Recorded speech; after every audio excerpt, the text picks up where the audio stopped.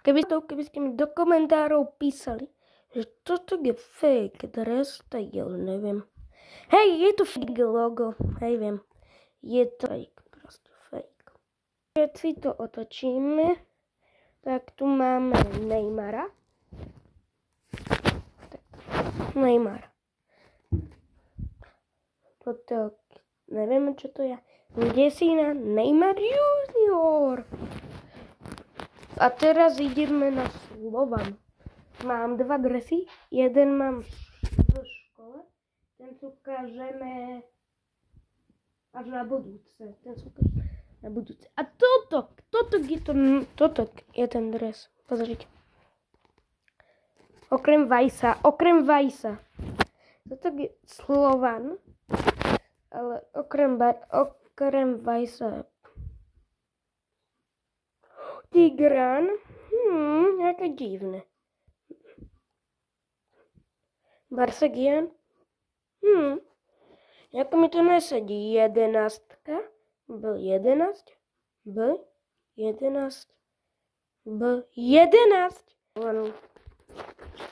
Dobre. Ideme na PS. Ideme na Portugalsko.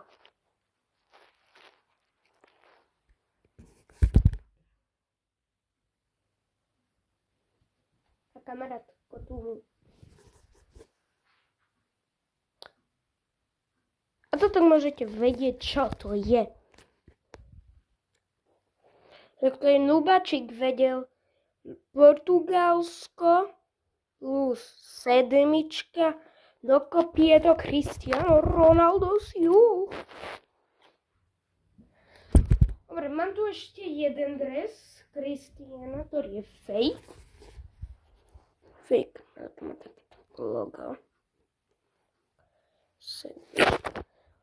Ten dres vypadá zozadu. Ako zozadu je veľmi pekný. Veľmi pekný je zozadu. Pozrite. Pekný. Proste pekný. Ideme na Inter Miami. Dvakrát hádajte, kto to. A je to, počkajte. Prepačte, ja neviem si. Je to Inter Miami.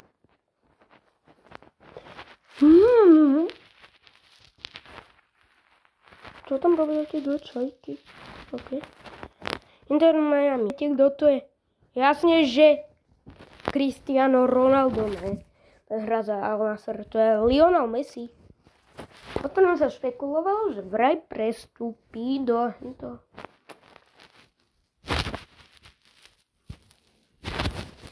A čo? To neviem. Dobre, potom tu máme Manchester City. Sorry, je to Manchester Citizen. Citizen. Je to Premier League. Je to Premier League. Toto môže byť Haaland. A pokiaľ by ste chceli ďalšie dresy, tak ich kupujte na Eleven Team Sports. Majú tam všetko futbalové vybavenie. Kopačky, dresy, brankárske rukavice. Majú tam proste všetko. Viete?